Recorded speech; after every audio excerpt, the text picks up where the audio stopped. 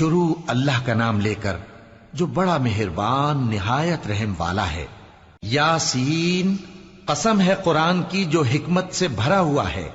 اے محمد صلی اللہ علیہ وآلہ وسلم، بے شک تم پیغمبروں میں سے ہو، سیدھے رستے پر ہو۔ یہ قرآن غالب و مہربان کا نازل کیا ہوا ہے تاکہ تم ان لوگوں کو جن کے باپ دادا کو خبردار نہیں کیا گیا تھا خبردار کر دو کہ وہ غفلت میں پڑے ہوئے ہیں۔ ان میں سے اکثر پر اللہ کی بات پوری ہو چکی ہے، سو وہ ایمان نہیں لائیں گے۔ ہم نے ان کی گردنوں میں طوق ڈال رکھے ہیں اور وہ ٹھوڑیوں تک پھنسے ہوئے ہیں، تو ان کی گردنیں اکڑی ہوئی ہیں، اور ہم نے ان کے آگے بھی دیوار بنا دی اور ان کے پیچھے بھی، پھر ان پر پردہ ڈال دیا تو یہ دیکھ نہیں سکتے۔ اور تم ان کو خبردار کرو یا نہ کرو، ان کے لیے برابر ہے، یہ ایمان نہیں لائیں گے۔ تم تو صرف اس شخص کو خبردار کر سکتے ہو جو اس نصیحت یعنی قرآن کی پیروی کرے اور رحمان سے غائبانہ ڈرے، سو اس کو مغفرت اور بڑے ثواب کی بشارت سنا دو۔ بے شک ہم مردوں کو زندہ کریں گے، اور جو کچھ وہ آگے بھیج چکے اور جو ان کے نشان پیچھے رہ گئے ہم ان کو قلم بند کر لیتے ہیں، اور ہر چیز کو ہم نے کتاب روشن یعنی لوح محفوظ میں لکھ رکھا ہے۔ اور ان سے گاؤں والوں کا قصہ بیان کرو جب ان کے پاس پیغمبر آئے، یعنی جب ہم نے ان کی طرف 2 پیغمبر بھیجے تو انہوں نے ان کو جھٹلایا، پھر ہم نے تیسرے سے تقویت دی تو انہوں نے کہا کہ ہم تمہاری طرف پیغمبر ہو کر آئے ہیں۔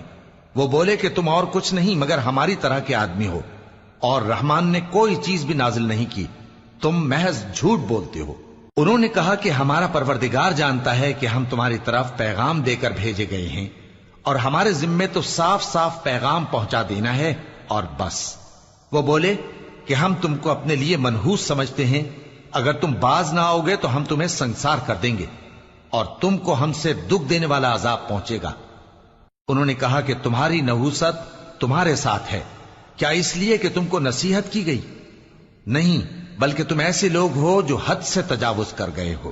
اور شہر کے پرلے کنارے سے ایک آدمی دوڑتا ہوا آیا، کہنے لگا کہ اے میری قوم، پیغمبروں کے پیچھے چلو، ایسوں کے جو تم سے صلہ نہیں مانگتے اور وہ سیدھے رستے پر ہیں۔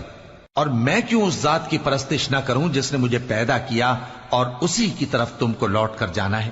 کیا میں اس کو چھوڑ کر اوروں کو معبود بناؤں کہ اگر رحمان مجھے نقصان پہنچانا چاہے تو ان کی سفارش مجھے کچھ بھی فائدہ نہ دے سکے اور نہ وہ مجھے چھڑا ہی سکیں؟ تب تو میں کھلی گمراہی میں پڑ گیا۔ میں تو تمہارے پروردگار پر ایمان لایا ہوں، سو میری بات سن رکھو۔ حکم ہوا کہ بہشت میں داخل ہو جا۔ بولا کاش میری قوم کو پتا چل جائے کہ میرے رب نے مجھے بخش دیا اور مجھے عزت والوں میں شامل کیا، اور ہم نے اس کے بعد اس کی قوم پر کوئی لشکر نہیں اتارا اور نہ ہم اتارنے والے تھے۔ وہ تو صرف ایک چنگھاڑ تھی، سو وہ اس سے ناگہاں بجھ کر رہ گئے۔ بندوں پر افسوس کہ ان کے پاس جب کوئی پیغمبر آتا تو وہ اس سے تمسخر ضرور کرتے۔ کیا انہوں نے نہیں دیکھا کہ ہم نے ان سے پہلے بہت سے لوگوں کو ہلاک کر دیا تھا؟ اب وہ ان کی طرف لوٹ کر نہیں آئیں گے، اور سب کے سب ہمارے روبرو حاضر کیے جائیں گے۔ اور ایک نشانی ان کے لیے زمین مردہ ہے کہ ہم نے اس کو زندہ کیا اور اس میں سے اناج اگایا، پھر یہ اس میں سے کھاتے ہیں، اور اس میں کھجوروں اور انگوروں کے باغ پیدا کیے اور اس میں چشمے جاری کر دیے تاکہ یہ ان باغوں کے پھل کھائیں، اور ان کے ہاتھوں نے تو ان کو نہیں بنایا، تو پھر کیا یہ شکر نہیں کرتے؟ وہ ذات پاک ہے جس نے زمین کی نباتات کے اور خود ان کے اور جن چیزوں کی ان کو خبر نہیں سب کے جوڑے بنائے۔ اور ایک نشانی ان کے لیے رات ہے کہ اس پر سے ہم دن کو کھینچ لیتے ہیں تو اسی وقت ان پر اندھیرا چھا جاتا ہے، اور سورج اپنے مقرر رستے پر چلتا رہتا ہے۔ یہ اس غالب و دانا کا مقرر کیا ہوا اندازہ ہے۔ اور چاند کی بھی ہم نے منزلیں مقرر کر دیں، یہاں تک کہ گھٹتے گھٹتے کھجور کی پرانی شاخ کی طرح ہو جاتا ہے۔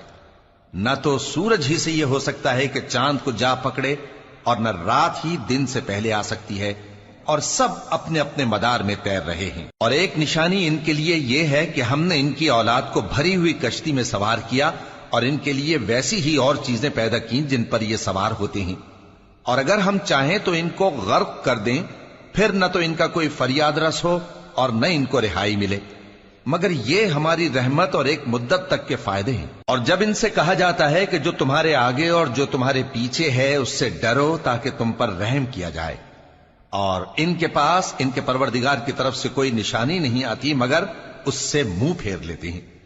اور جب ان سے کہا جاتا ہے کہ جو رزق اللہ نے تم کو دیا ہے اس میں سے خرچ کرو، تو کافر مومنوں کے متعلق کہتے ہیں کہ بھلا ہم ان لوگوں کو کھانا کھلائیں جن کو اگر اللہ چاہتا تو خود کھلا دیتا، تم تو کھلی گمراہی میں ہو۔ اور کہتے ہیں اگر تم سچ کہتے ہو تو بتاؤ یہ وعدہ کب پورا ہوگا؟ یہ تو ایک چنگھاڑ ہی کے منتظر ہیں جو ان کو اس حال میں کہ باہم جھگڑ رہے ہوں گے آ پکڑے گی، پھر نہ تو یہ وصیت ہی کر سکیں گے اور نہ اپنے گھر والوں میں واپس جا سکیں گے۔ اور جس وقت سور پھونکا جائے گا یہ قبروں سے نکل کر اپنے پروردگار کی طرف دوڑ پڑیں گے، کہیں گے ہائے بربادی، ہمیں ہماری خوابگاہوں سے کس نے جگہ اٹھایا۔ یہ وہی تو ہے جس کا رحمان نے وعدہ کیا تھا اور پیغمبروں نے سچ کہا تھا۔ وہ تو صرف ایک زور کی آواز ہوگی کہ سب کے سب ہمارے روبرو آ حاضر ہوں گے، پھر اس روز کسی شخص پر کچھ بھی ظلم نہیں کیا جائے گا اور تم کو بدلہ ویسا ہی ملے گا جیسے تم کام کرتے تھے۔ اہل جنت اس روز عیش و نشاط کے مشغلے میں خوش ہوں گے، وہ بھی اور ان کی بیویاں بھی سایوں میں تختوں پر تکیے لگائے بیٹھے ہوں گے، وہاں ان کے لیے میوے ہوں گے اور جو وہ منگوائیں گے ان کو ملے گا۔